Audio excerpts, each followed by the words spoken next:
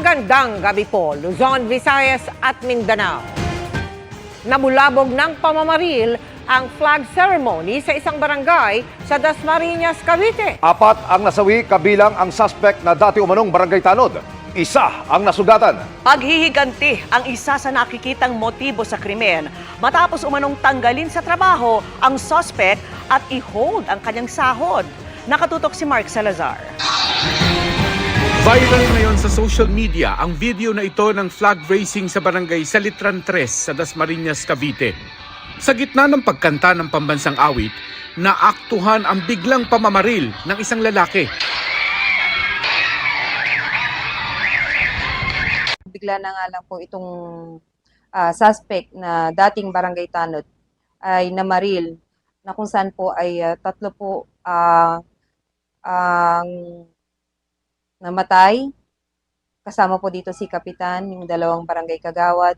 At yung isa naman po ay nasa ospital po ngayon at nag-undergo po ng operation. Ito naman po ay yung SK secretary po. Pagkatapos paputukan ng suspect ang kapitan at katabing kagawad, hinabol niya naman ang isa pang kagawad papasok ng barangay hall at doon binarel pati ang SK secretary. According sa witnesses po is 6 na putok yung si Kapitan headshot, isang kagawad na katabi niya is isa. Tapos yung isang kagawad na nakatakbo na sa opisina, dalawa sa likod. Tapos yung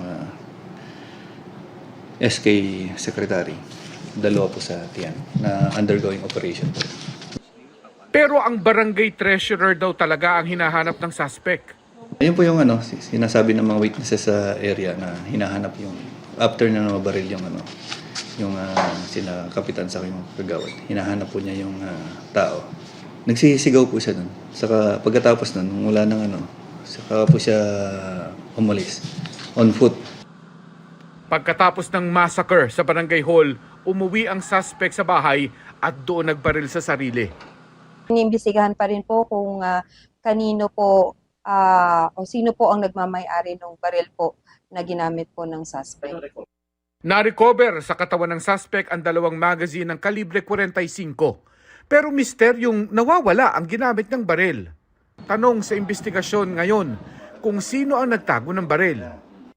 Ang motibo naman ng suspect may anggulong paghihiganti niya ito matapos tanggalin bilang tanod ng barangay. Nung buwan po ng Pebrero ay nakasahod pa po ito. Napasok pa po ito sa trabaho despite po nung kanyang karamdaman na diabetes.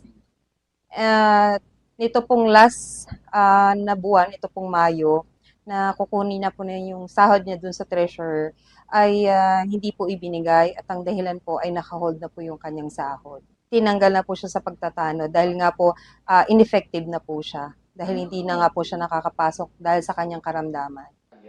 Kinokumpirma pa ng pulisya ang lahat. Para sa GMA Integrated News, Mark Salazar.